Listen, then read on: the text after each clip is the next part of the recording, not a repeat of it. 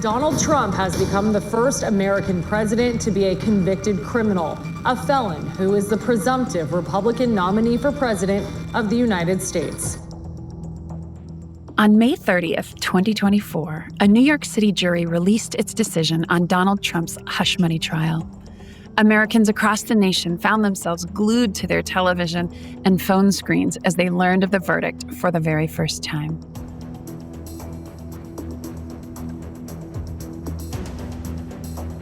In a verdict that is both remarkable and historic, a jury has found former President Donald J. Trump guilty of 34 felonies. That jury agreed he falsified business records to cover up a sex scandal ahead of the 2016 presidential election. The jury's conclusion? Guilty. As one might expect, reactions are mixed. I'm so pleased that there's finally some accountability for Donald Trump. He's evaded the law for many years, decades, and it's finally caught up to him. Our first reaction was sadness for America, sadness for Trump.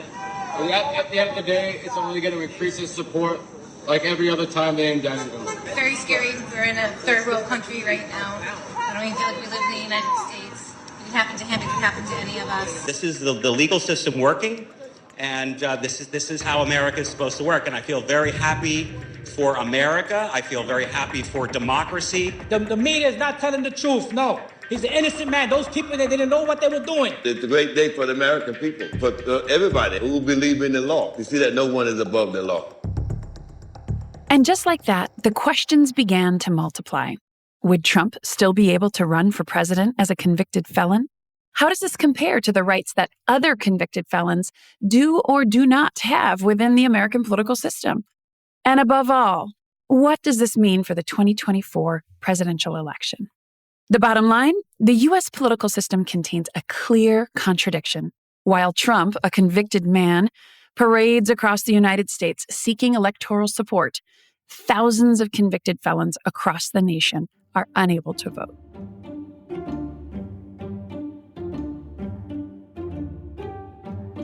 Welcome back to Nationally. In this limited election series podcast produced by Immigrant Media, we discuss issues that matter to some of the most overlooked immigrant and minority communities in the U.S. As the election season continues, we'll examine key moments that offer insight into what to expect in November. In today's episode, we'll be discussing criminal convictions and the frequently overlooked population of convicted felons in the United States. As Trump, a convicted felon, continues to push for the Oval Office, thousands of Americans are barred from participating in November's election. So why is that the case? All that and more on today's episode of Nationally. We are your host, Juan Ramirez, independent journalist. And I'm Sara Sadhwani, a political science professor. And this is Nationally.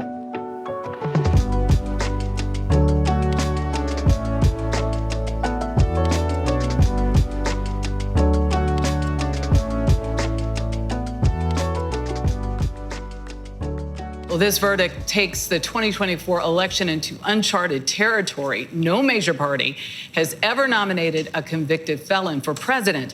It's one more thing for voters across the country to consider in November. On Thursday, May 30th, 2024, Donald Trump was convicted of 34 felony counts. All charges were linked to Trump's attempts to falsify business records, covering up payments made to pornographic film actress Stormy Daniels. You have the morals of an alley cat. Give me a minute, sir. I didn't have sex with a porn star. Only he did. In October of 2016, Trump's attorney, Michael Cohen, was informed by the editor-in-chief of the National Enquirer that Daniels was considering going on the record regarding an alleged sexual affair with Donald Trump years earlier. In an attempt to keep this information from the public before the November election, Trump's attorney, Michael Cohen, sent Daniels $130,000 in exchange for her silence. Trump decided to pay Cohen back in a series of $35,000 payments disguised as Trump Organization business records. According to New York state law, one is guilty of falsifying business records in the first degree when records are falsified with, and bear with me here, this will sound wordy, quote, intent to defraud that includes an intent to commit another crime or to aid or conceal the commission thereof. Basically, in this particular case, prosecutors pointed to a violation of New York election law as Trump's intent to commit another crime. More specifically, they argued that he had violated a New York election law, which states that it is illegal for any two or more persons to, quote, conspire to promote or prevent the election of any person to a public office by unlawful means.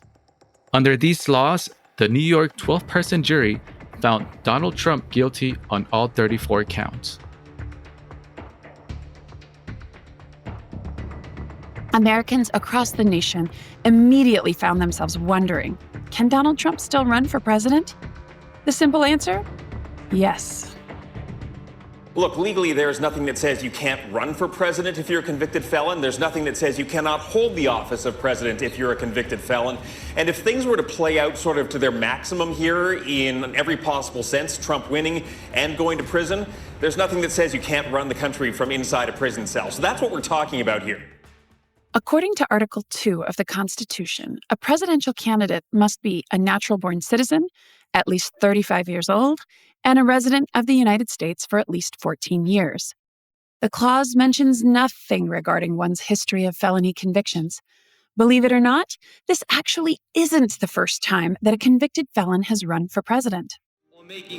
Yes, it is possible to run for president from prison. Eugene V. Debs tried it in 1920, his so-called front cell campaign. In 1920, Socialist Party candidate Eugene V. Debs ran for president while incarcerated in a federal penitentiary, campaigning from within his prison cell. Debs had been arrested in 1918 for making what some believed to be an anti-war speech, which was illegal under the Espionage and Sedition Acts, both enacted during World War I. But this didn't stop Debs from running for president and winning over 1 million votes from his jail cell. All that to say, this isn't the first time that a convicted felon has run for president, though it is certainly the first time that a convicted felon has served as a major party candidate and prominent competitor in a presidential race. JD, this raises an important question, right? How might Trump's conviction impact the November election, do you think? Yeah, well, according to a poll conducted by Political at the beginning of June, it appeared that Donald Trump's conviction may hurt his reputation with political independents, making them less likely to vote for him. In fact, 32% of independents claim that Donald Trump's conviction makes them less likely to support him. But at this moment, we'll just have to see. The irony of the situation is that while Trump, a convicted man, parades across the United States seeking electoral support, thousands of convicted felons across the nation sit in their cells unable to vote in the November election, or any election for that matter. This reveals a clear contradiction within the U.S. political system. So how did this come to be? The short answer, presidential qualifications are determined at the federal level by the Constitution, whereas the voting rights of those convicted are determined at the state level, with many states actively seeking to restrict the vote of predominantly Black and brown communities who find themselves caught in the criminal justice system. As a result, many states have different policies regarding the voting rights of convicted felons. Maine, Vermont, and the District of Columbia are the only regions of the country that allow people convicted of felonies to vote while still in prison.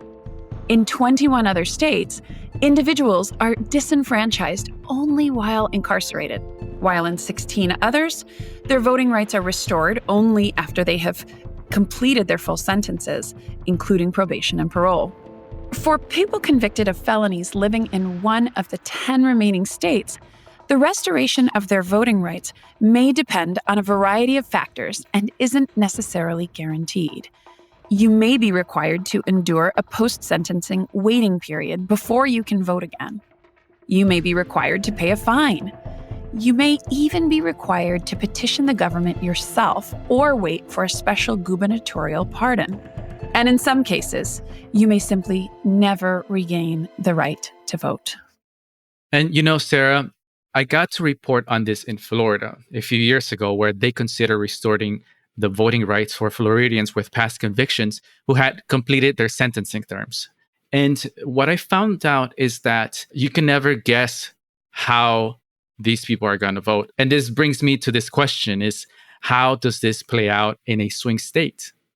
That's such a great question. I mean, in key swing states such as Michigan, Nevada, Pennsylvania, and Wisconsin, people with felony convictions can vote once they have been released from prison.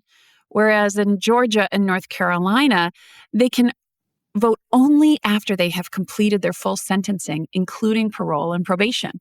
The final swing state of Arizona is unique in that an individual that has been convicted of 2 or more felonies must wait 2 years from the date of discharge before they can apply to restore their voting rights.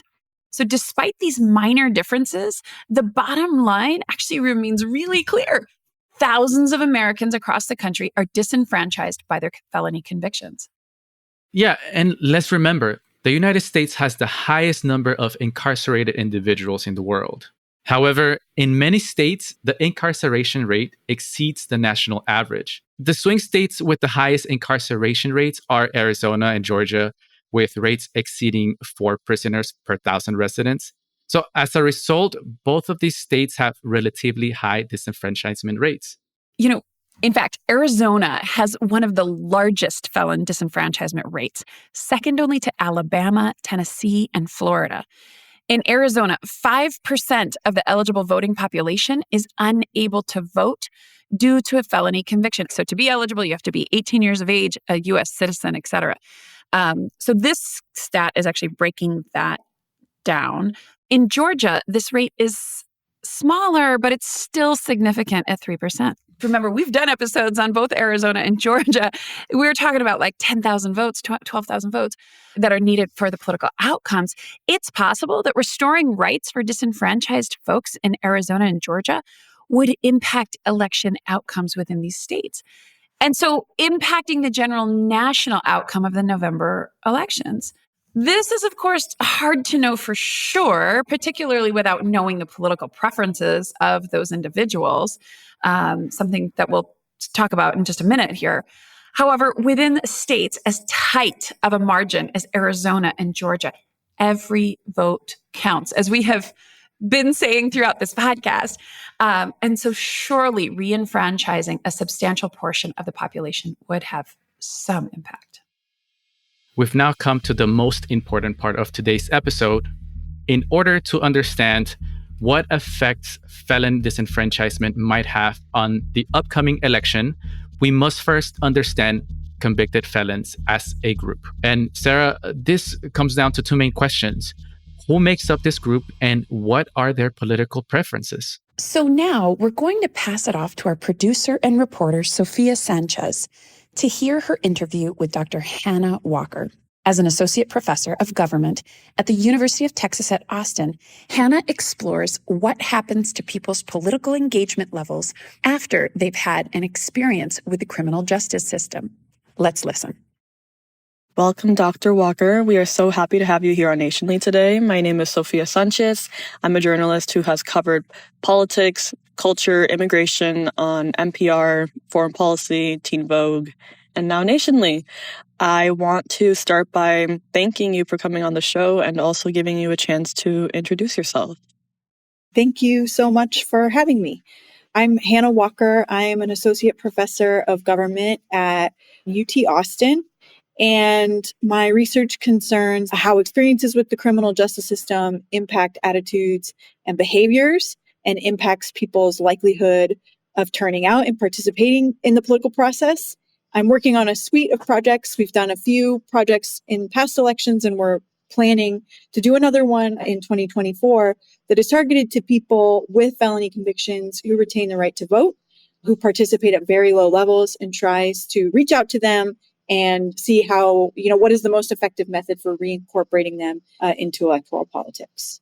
Well, that incoming research on felony convictions is exactly what we want to talk about today. And in addition to researching and working as a professor, you're also an author, and you have a book called Mobilized by Injustice.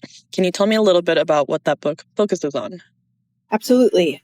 When I was writing the book, a lot of the existing literature and existing research was really about how experiences with the criminal justice system can demobilize people and drive them away from the political process.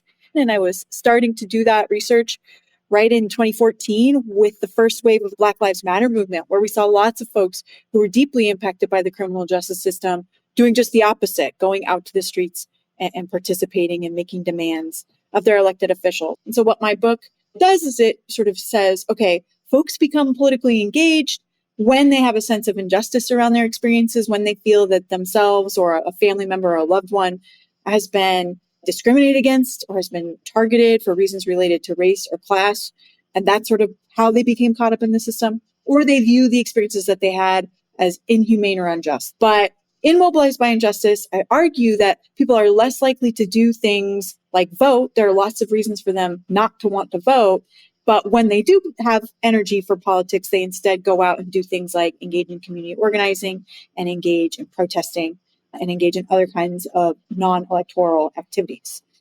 Well, I'm really grateful for your research because I think that it corrects a lot of the outdated research out there, or at least clarifies it, because there is this misconception that people who have had experiences with the criminal justice system don't feel mobilized to be part of their communities again. But it sounds like that's not the case. It's just that it might look a little bit differently than we immediately imagined. People do want to be a part of their communities and involved in their politics. I'm curious, what are the main patterns you've found in your research in terms of who these people are? I think this is complex because it can be broken up by race, by political affiliation, political party, but what are those main patterns, if you can share? Yeah. Black and Latinx people are disproportionately impacted by the criminal justice system. And so that means, for example, Black Americans make up maybe 10% of the population, but they make up maybe 30% of the incarcerated population. So they're way overrepresented in terms of contact with the criminal justice system. But if we just look at raw numbers and we look at things numerically, there's a whole lot of white people who are also caught up in the criminal justice system. They're underrepresented, so they don't bear the same burden people of color bear, but there's still a lot of folks who become caught up in the system. They're less likely to view the system as unjust than are Black and Latinx individuals. And when they view the system as unjust, they usually do so through the lens of class. And they're saying, this or that happened to me because I couldn't afford a lawyer, for example. Whereas Black and Latinx folks really are centering narratives about race and talking about the extent to which they were targeted for reasons related to race. So the pathways by which people arrive at a sense of injustice are really different, and white folks are less likely to arrive at a sense of injustice. And how about specifically in regards to the population of those convicted of felonies? So with respect to the felony conviction piece and voting, that's a little bit different. And again, we do see both Black, Latinx, and white folks all coming out to vote when they do vote. Can you tell me a little bit more about that and the different ways that you see disenfranchised voters go back to their communities engaging?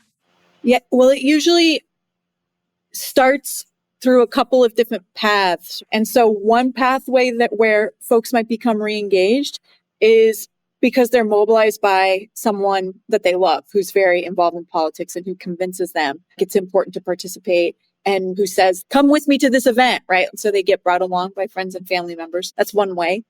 Another way is through community-based organizations, and then those organizations can become a primary vehicle for getting people involved in politics more broadly, and then also talking to people about the value of voting and sort of saying, okay, you might think the voting doesn't matter for various different reasons. It's not the only thing that we're doing. It might not even be the most important thing that we're doing, but voting is one tool in our sort of collective action toolbox that's available to us to be able to help create change for our families and communities. And I know that it depends on the state of whether or not their rights will be restored or have a path to restoration. I guess we have to break down the word mobilization here, which really means to be empowered or to find a way back to civic engagement. But is it that people are not mobilized, or is it that they don't have a chance to vote again? And for the efforts that you just named, are those efforts for people that simply cannot find a way to vote, or even when they do have a chance to vote, do they just feel discouraged and choose not to? Yeah, really good question. So as you noted, there's variation in the law around who can vote after they've incurred a felony conviction. And so there are some really liberal states like Maine and Vermont where you never lose the right to vote and you can even vote in prison. And then there's some super restrictive states where they, like Florida is on the more restrictive side, where they functionally bar you from voting for the rest of your life if you have a felony conviction.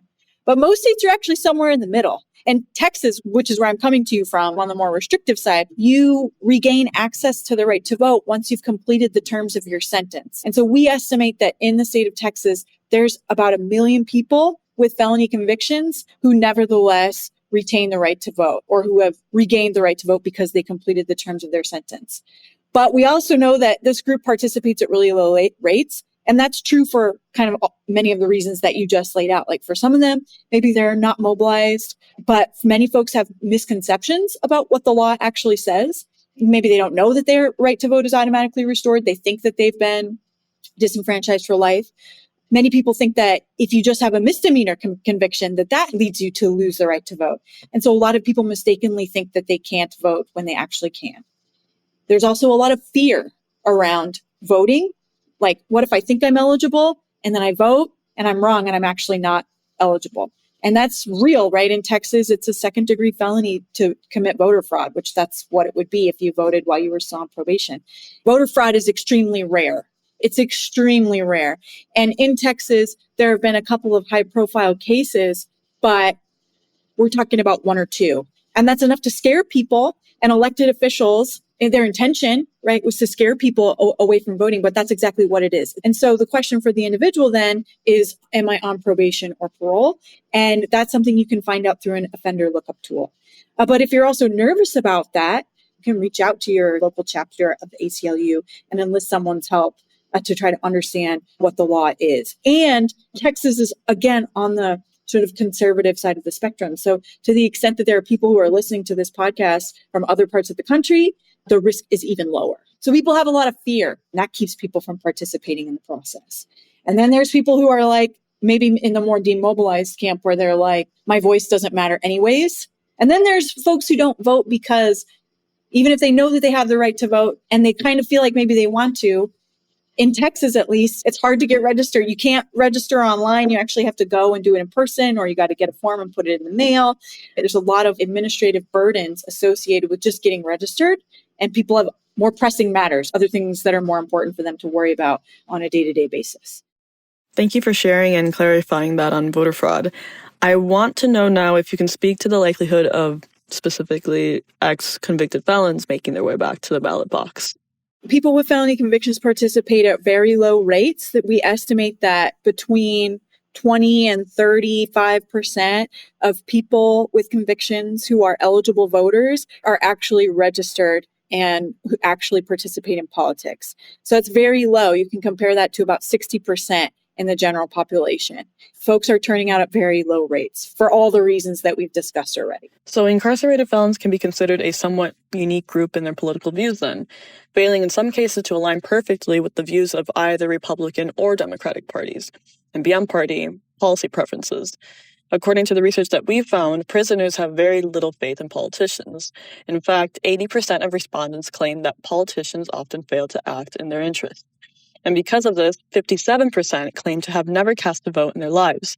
So it sounds like even before they were, in prison or interacting with the criminal justice system, they weren't engaged either. Can you clarify or speak to this in terms of the before and after effects of actually contacting the criminal justice system? Yeah. So 2 things that you've mentioned in what you just read to me is that they have really low efficacy. That's the language we political scientists use, that very low levels of political efficacy. And then the other piece is that they have unique attitudes.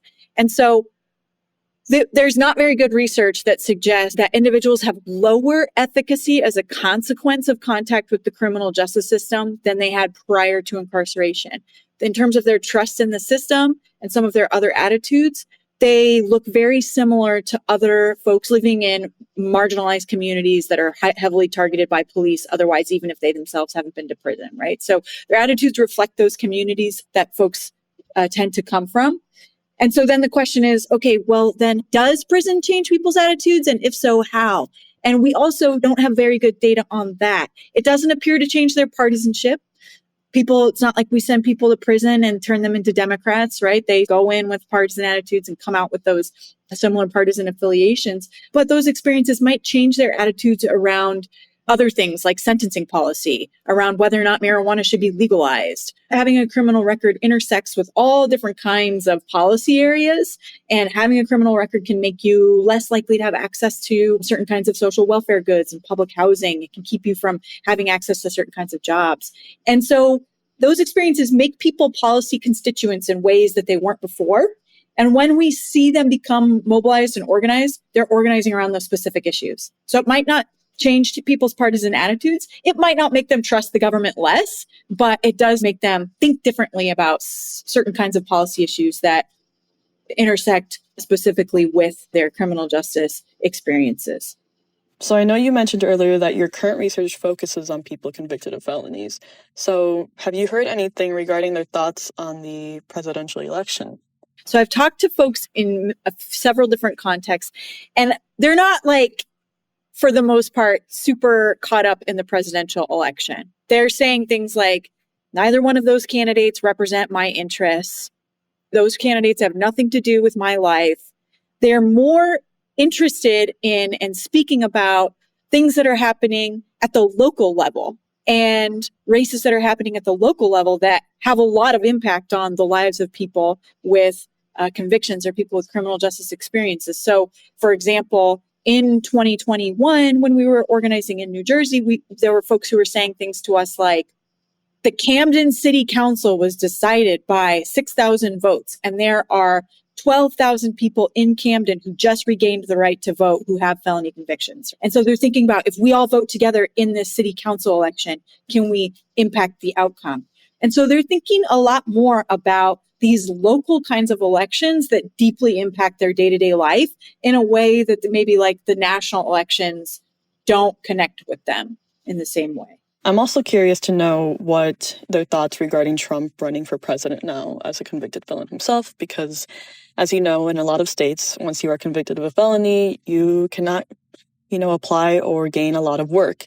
And now we have a presidential candidate who is a convicted felon and still able to run for one of the most powerful jobs in the world. So I'm just curious to know if there have been any comments or thoughts regarding Trump's current campaign. The most I can speak to that is on the day that the conviction was handed down, it so happened that I was at a conference that was an organizing meeting where we had brought together a whole bunch of organizers and researchers who were doing work in 2024 to organize people with convictions who retain the right to vote. So we were all there in the room together when that decision was handed down. And folks were basically kind of laughing at the fact that he can't vote in Florida now based on Florida's laws, even though that's his home state. Many of his close colleagues are also not going to be able to cast a ballot in favor of him, but he can run for president, right? And so kind of laughing at the irony of that. Okay, so let's say that every single person convicted of a felony was restored of their rights across the nation. What would then be the potential voting power of this population? Could they change the national election, for example? Yeah. So I think that it's very unlikely that folks with felony convictions, if they all had their rights restored and they all turned out, it's very unlikely that they would change election outcomes at the national or even the state level. And the reason for that is what I've already said previously, which is that we aren't sending people to prison and turning them into Democrats. And a lot of white folks who are going into prison who are Republicans and maybe even Trump supporters, right? And even though we know that Black and Latinx folks are disproportionately represented in the system, numerically, it's kind of a wash. When in these projects that we've done where we've tried to get people registered, we see people registering as Republicans versus Democrats at pretty similar rates. And then there's a big pile of folks in the middle who are unaffiliated. So it's unlikely that is going to have an impact on national or state elections. But that doesn't mean that it won't have an impact on local elections. And so I think this is an answer that people don't really like, that they want to hear, is that we can change the outcome of elections, particularly because there's a famous article that was written back in 2008, which suggests the Florida election in 2000 could have been swayed by voters with convictions. But there's just not a lot of evidence to support it at the national and federal level. Instead, it should be about local elections. But I think that's really positive also, because that's still a reason to get people mobilized. The vast majority of criminal justice policy is made at the state at county and local level anyways. It's not made at the federal level. And so if what people are interested in is impacting policy that shapes their lives, then local and county elections are the perfect place to start, and a really wonderful thing for community-based organizations to be able to mobilize people around. And then you get people into the ballot box, and hopefully they go ahead and vote in the presidential as well. So with justice impacted people, the potential power there is really about what happens at the grassroots and the way in which that power can coalesce and percolate upwards. Well, thank you so much for sharing, Dr. Walker. Is there anything else the listeners should know?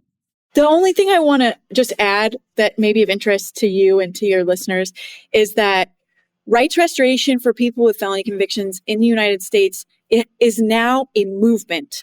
Okay, so since 2016, 18 states in the District of Columbia have expanded access to the right to vote for at least some people with felony convictions.